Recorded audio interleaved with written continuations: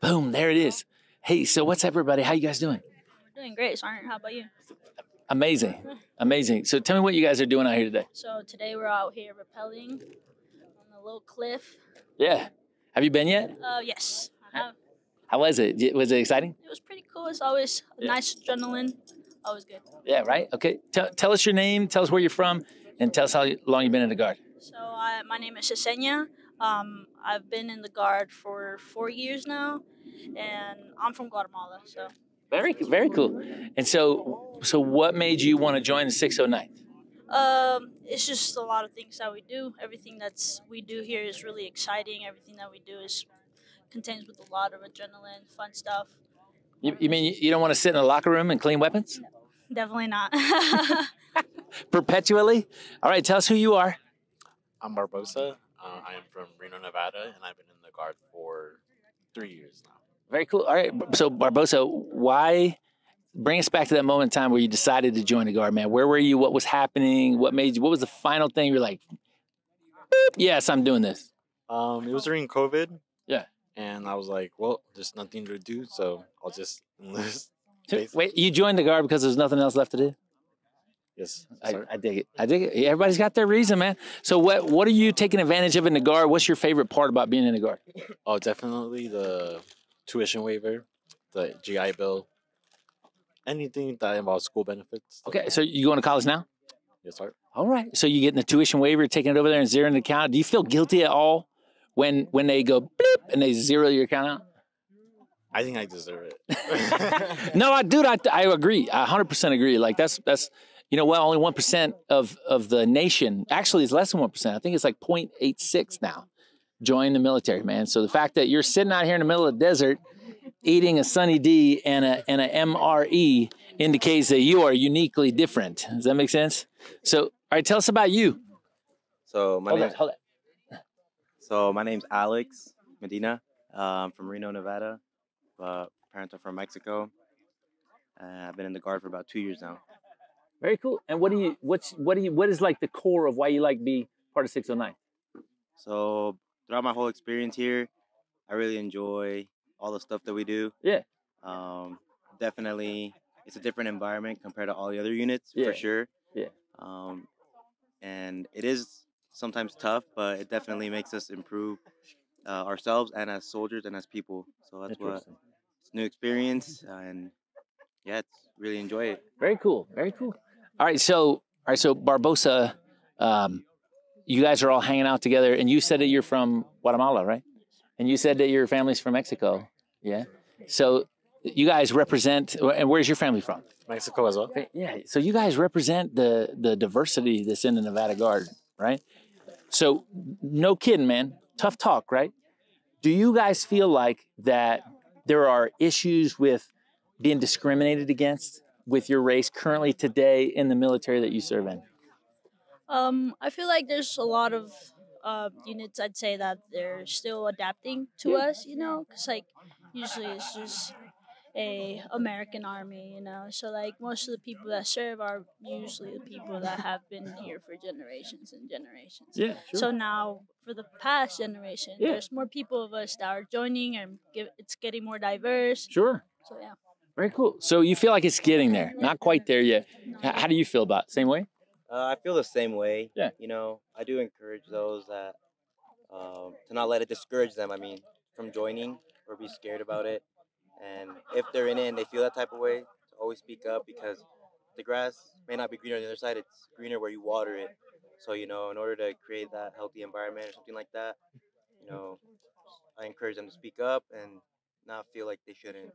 So what I hear you saying is that people need to make a change, make a difference in their sphere, in their circle, right? So I got to tell you guys, as a state retention guy for Nevada Guard, the drum that I'm beating is that every leader at every level feel and be empowered to make a change inside of their sphere. So we're trying to change the culture in the Nevada Guard on several fronts. And the only way that we can get it done is when an E4 with 3 E3s hanging around makes an impact on them positively. That's literally how the culture happens. Because the E4 and below represents like 80% of the military at large, right? So the E4 Mafia and below, man, it represents the largest component of the military, right? So what we figured out is over time we hyper-focused on our mission, which is important. Mission's important, readiness important. Top priority for General Barry, for Nevada Guard, right? But what we lost sight of is we lost sight of the humans. And the humans, like if I had a dry erase board, man, I would have it and it would say mission equals soldiers, right? Like you guys are actually the mission. Like, no kidding. Because guess what? I don't know if you guys are religious, but if there was a rapture, you guys know what a rapture is? If there was a rapture and all that was left here was MREs and OCPs, do you think they could get the mission done? No, no, they can't. If there was, I like that phrase, man. We're going to coin that today. MREs and OCPs. Man, you make a better door than you do a window, man. Oh, Frawley. Now get in here, man. Get in here. So we were just talking about diversity, man. Me and you are not diverse. Right? Yeah, we're talking about diversity, man. So let me ask you this, man. So this is the conversation that we're having. It's about diversity. And what I was talking to is, how do I pronounce your name again? Zesenia. Did I say it right? Specialist Zesenia from Guatemala. We're talking about her experience and diversity in the Nevada Guard. So do you feel like, now this is a tough question. You guys ready for this? This is a tough question. Do you feel like, get over here where you can see it, like right there. That's the camera right there. Do you feel like your race is an issue? Do you ever feel like that you're actually experiencing any kind of issues with diversity? So tough question. You guys ready for this? So do you feel like that you've ever been discriminated against because of your race? No, Sergeant. I don't feel like I have. No? Well, can I tell you guys an interesting story? So I was born and raised in Atlanta, Georgia, in the inner city. And I went to a high school that was not racially diverse. And I was in the minority. So I grew up colorless. And I experienced racism because of my race, because I was in the minority. So I have experienced discrimination because of my race. Isn't that interesting? A lot of people think that just because you live in America and your family, your ancestry is not from America, or you are not any color on the spectrum other than one color, the primary, that you're discriminated against. But that's actually not true. But one of the things that we focus on in the Nevada Guard is we focus on making sure that everyone understands that they're green first, right? We were OCPs first, right? We're trying to make sure that females and males feel like they can equally accomplish any mission regardless. And any race can accomplish any mission regardless, right? So that is the primary focus. The tag, General Barry is very adamant. It's one of his top priorities is to make sure that we have diversity and that everybody in the Nevada Guard feels like they can progress regardless of their race, national origin, their sexual orientation. Like, we're soldiers first. We shouldn't tolerate anything less than that, right? So when we're in this uniform, you as a leader, Barbosa, and E4, your responsibility is the E3s that are below you. You don't want to be like that guy, right? But you pull them off the side respectfully, like, hey, listen, I was just listening to you guys talk, man. Let's reframe this.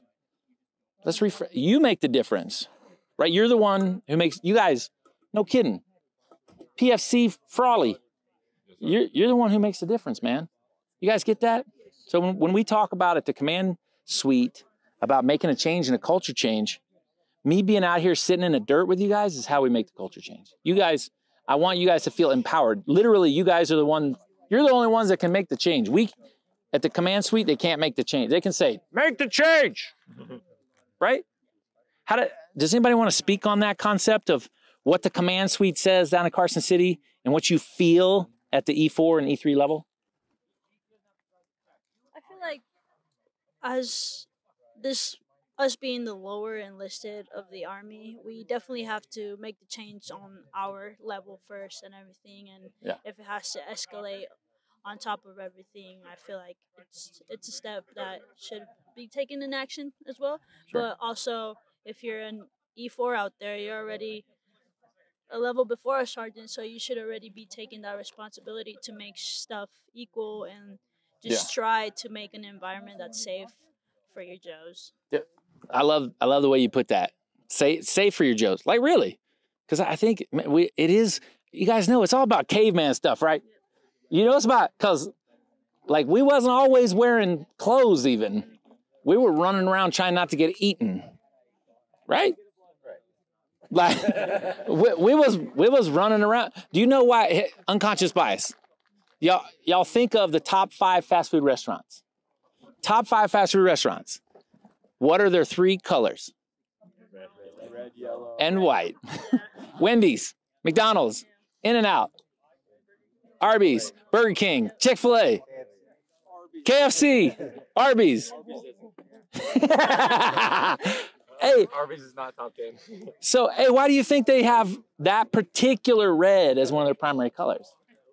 Because it draws your eye in, because our nature is fight or flight. We are, at our core, in our DNA, we are looking for blood, danger. Because that's an indication that there's danger in our space, right? So anyway, the moral of the story is that it's an unconscious bias. So when we feel safe, we feel like we can accomplish more. We feel empowered, okay? So if we understand how people function on a core level, and you as a leader, and you as a leader, and you as a leader, and you as a leader, understand that people feeling that like they're valued, part of an organization, they feel safe, then they can actually do more work. Because if they're focused on fight or flight, you're not going to get as much out of them. If you tell a PFC, if you tell Frawley, hey, I know they're shooting over that ridge, but I need you to run up on that ridge and grab that ammo box that we left up there. Get it done, Sergeant. Right? If you trust Specialist Yesenia, and you know that she has your best interest at heart, then you're probably going to run up that hill. Yes, Sergeant. Right? But if you don't trust her, you're going to pause, and bad things can happen, right? So you're the one who makes the change. You have to make the change first so that he feels empowered, right? Yep. I feel like a trustworthy and comfortable environment is really important in anything, because people can come up to you, you can fix things, try to address things, try to just make a better environment for that person to feel comfortable, to feel that they trust you, and everything, so you can get things fixed. Yeah, well, here's the deal, man. It is every leader at every level, it's their responsibility to affect the change. That's how we change the culture, right? So it's your level and yours and yours and yours. You guys get that? So you heard it straight from me, man. When we talk about the command team wants this and the command team wants that, I look them, they call me every week and they're like, hey, Sergeant Diehl, we need a win. Like, we need an instant win. What can we do? I'm like, we just got to get out there and figure out what's going on and hear from them what's happening. Do you guys know the number one reason people get out of the guard is because they don't feel seen, heard, or valued? And then when they write out their number one reason, when they expound on that, they say a toxic leadership at every level. So don't be that leader. If you've been treated badly and you feel like, well, I'm going to get out. I'm going to get out because this happened to me, and you just carry that weight on your shoulders for years, right?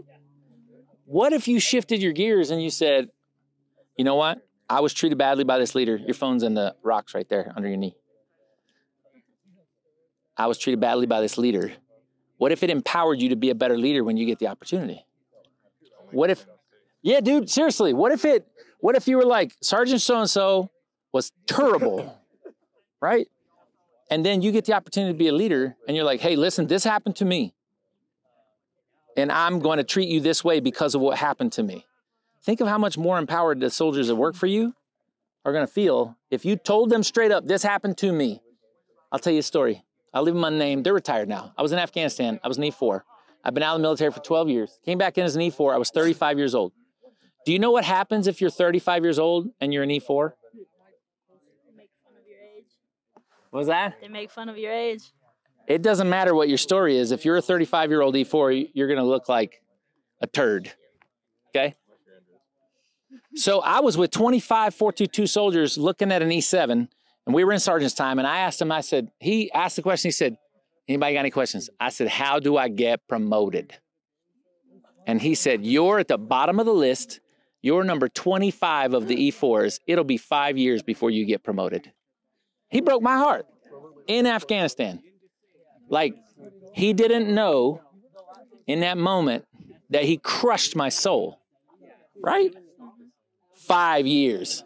I'm gonna be a 35-year-old E4, 36, 37, 38, 30. I'm gonna be a 40-year-old E4. What do you think he could have done instead of saying that to all us E4s?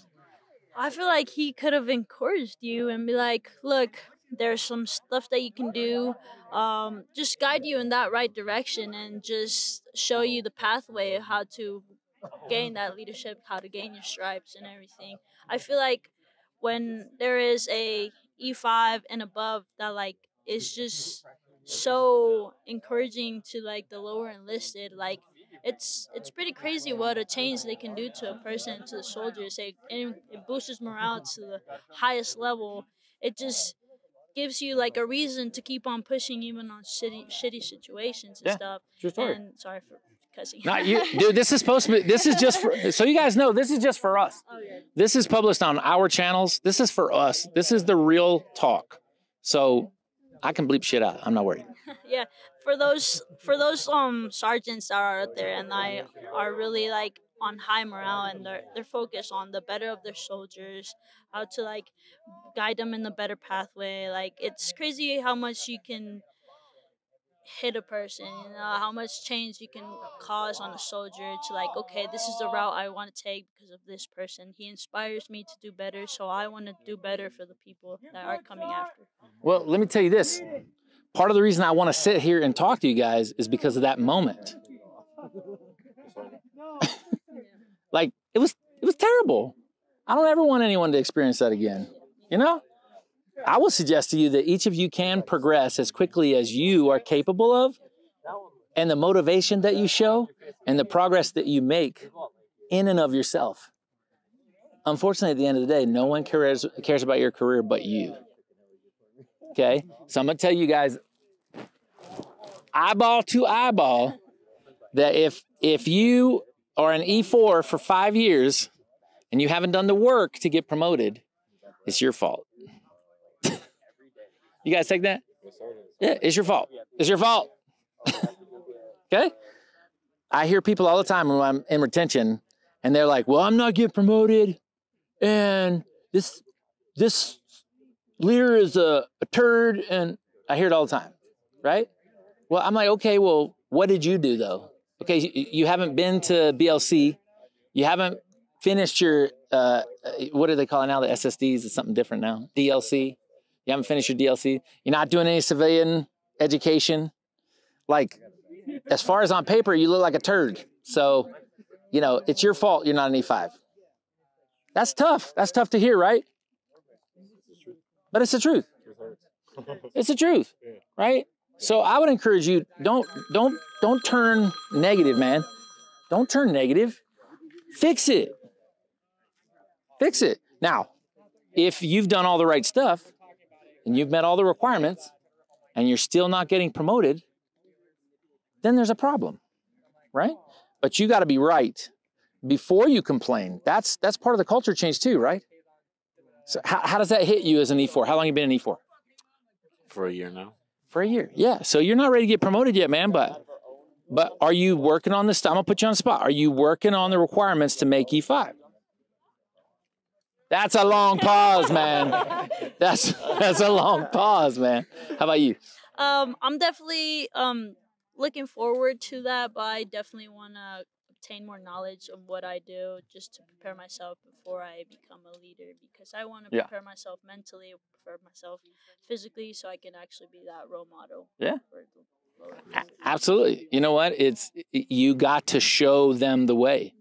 The E4 is it's the heart of progress, really, because there's a lot of E4s. I'm going to close on this. You guys need to understand that your career in the Nevada Guard is like chess. Everyone in the Nevada Guard sits in what's called a paragraph and line number. Imagine a chessboard. Imagine a checkerboard. You sit in one of those squares. It corresponds to your rank, and it corresponds to your MOS. And in order for you to progress in the Nevada Guard, you need to know who's in that next level. You need to know who the E5 that's sitting in your position. And you need to ask them, hey, what's your plan? And they're gonna be like, what do you mean? Well, like, you've been at E5 now for 7 years, and are you gonna move? Because you're holding the rest of us up, right? Because guess what? You ain't making E5 if somebody's sitting in your spot. That means you gotta move to a different position. That means you need to move units, change MOSs. You can't progress if you're not proactive. You understand? You gotta play chess. You gotta know who the players are, who your peers. You need to meet all the qualifications to get promoted. You need to be willing to move around, change MOSs, move out of your unit. I know you guys love being out here, it's awesome. But if you want to progress, if you want to get the most out of your experience here, you have to be willing to step out of your comfort zone.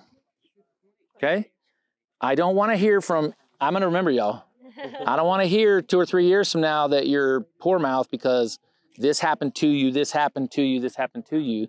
Because my question will be, well, where were you proactive? Did you play the game right? Did you get all the requirements met? Do you understand who all the players and your peers are? Right? And then I'm gonna be like, you really don't have a leg to stand on. This is your fault. That's tough. That's tough to hear, right? Any closing comments on this topic? We talked about diversity. We talked about being proactive in your career, right? We talked about where you guys are from and why you guys got in the Guard. You're the only one I didn't talk to, man. Farley, I know you're from Ely, wherever in the hell that is. I'm not making fun of your town, man. But tell us, why did you join the Guard, man? I joined the Guard personally. I come from a military family. Yeah. And when the Guard was presented to me at the same time as active duty, I kind of weighed the pros and cons and decided that through the Guard I could build something for my family that I didn't have the opportunity to have when I was younger. Very cool. That's very cool, man. Well, nobody asked me why I joined. That was obligatory. So I'll tell you quick, and then we'll close this out. My dad is a Marine, and I grew up in a home where my dad, hey son, when you turn 18, you're done cooking. And you're going to get a job in GTFO, or you're going to go to college, and I'll provide a roof over your head and feed you until you graduate college. But if you fail out of school, I'm going to pack your shit in trash bags, and I'm going to help you move. Right? So we moved around after I graduated high school. He gave me a whole summer in Virginia Beach, Virginia to mess around. At the end of the summer, we were sitting together in front of the TV, and this guy comes on the TV. He's like, down here at Tidewater Community College, we're doing registrations, about 600 people in line for fall semester, right? And my dad looks at the TV, and with his knife hand, he said, son, why aren't you in that line? And he said, listen, son. And the reporter's like, we're going to be back at 3 o'clock to see if the line dies down. And my dad said, hey, son, I love you, but if you're not in that line when that reporter comes back on at 3, I'm gonna put your stuff on the porch tonight. So I got my happy ass up, and I was in that line when that reporter came back at 3. I was like, I came home, my dad said, I saw you. But let me ask you this. I was wild. Anybody wild after high school? I was wild. Do you think when I started college, I was less wild? No. So I failed out of my first semester of college. I was going to fail right before withdrawal date. And right before the withdrawal date, I went to an air show and the National Guard was out there. I ran across the field, smacked my hand on the table. I said, sign me up.